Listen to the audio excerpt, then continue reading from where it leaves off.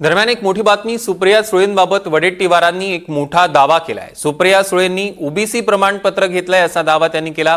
मात्र शरद पवारांकडे ओबीसी प्रमाणपत्र आहे की नाही हे माहिती नाही। सर्व मराठा नेत्यांनी ओबीसी प्रमाणपत्र घेतलंय असा मोठा दावा वडेट्टीवारांनी केलाय।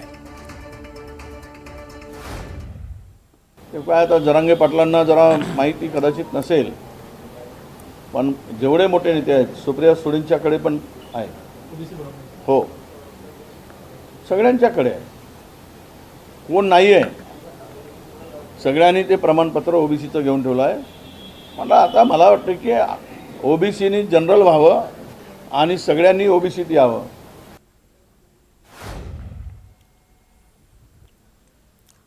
दरम्यान वडेट्टीवार यांनी केलेला दावा आपण एनडीटीव्ही मराठीवर बघितलेला आहे। सुप्रिया सुळेंबाबत एक मोठा दावा।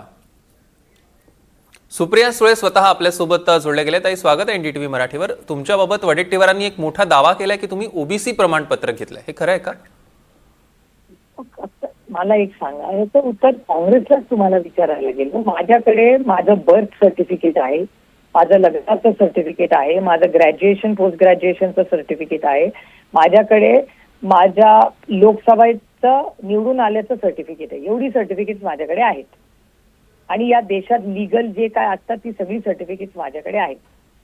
हे दुर्दैव आहे की महाराष्ट्र काँग्रेस असे खोटे गोष्टी का बोलते, ह्याचं मला खरंच उत्तर मी शोधते।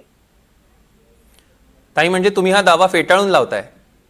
अर्थातच हो, म्हणजे मला धक्का बसतोय की ते असं का बोलतायत। मला म्हणजे का असे ते आरोप सगळ्यांवर करतायत मला समजत नाहीये।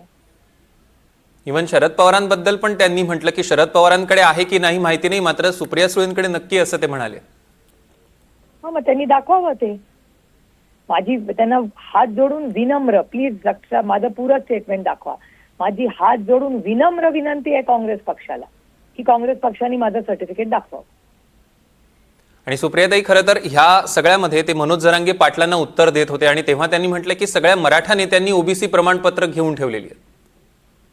आता ते काय बोलतात हा काँग्रेस पक्षाचा प्रश्न आहे, मी त्याच्यात काही बोलू शकत नाही। तो काँग्रेस पक्ष ही लोकशाही आहे, लोकशाहीमध्ये प्रत्येकाला बोलायचा अधिकार आहे।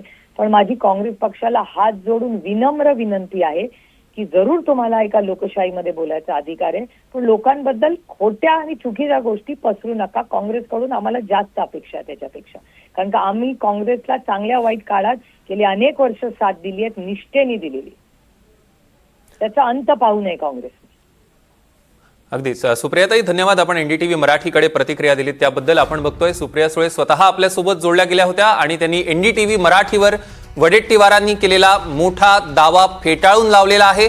वडेट्टीवारांचं विधान हे धक्कादायक असल्याचं त्यांनी म्हटलं आणि काँग्रेसनं आता पुरावे द्यावेत असं त्यांनी म्हटलेलं आहे। काँग्रेसनं दाखवावं बर्थ सर्टिफिकेट असल्याचं, काँग्रेसनं हे ओबीसी सर्टिफिकेट असल्याचं प्रमाणपत्र दाखवावं, तसा पुरावा दाखवावा असं विधान सुप्रिया सुळे यांनी एनडीटीव्ही मराठीशी बोलताना केलेलं आहे। आपण बघतोय सुप्रिया सुळे यांनी एनडीटीव्ही मराठीशी आता नुकताच संवाद साधला आणि माझ्याकडे जेवढी शासकीय प्रमाणपत्र आहेत ती सगळी प्रमाणपत्र आहे। मात्र वडेट्टीवारांनी जो दावा केला तो दावा सुप्रिया सुळे यांनी फेटाळून लावलेला आहे आणि वडेट्टीवारांचं विधान हे धक्कादायक असल्याचं त्यांनी म्हटलं। कुणाबद्दल खोट्या आणि चुकीच्या गोष्टी पसरवू नका। काँग्रेसकडनं आम्हाला अपेक्षा आहेत, काँग्रेसला त्यांच्या चांगल्या वाईट काळात आम्ही साथ दिलेली आहे, त्यामुळे माझं आता ओबीसी प्रमाणपत्र काँग्रेसनं दाखवावंच असं एक प्रकारे आव्हान सुप्रिया सुळे यांनी केलेलं आहे।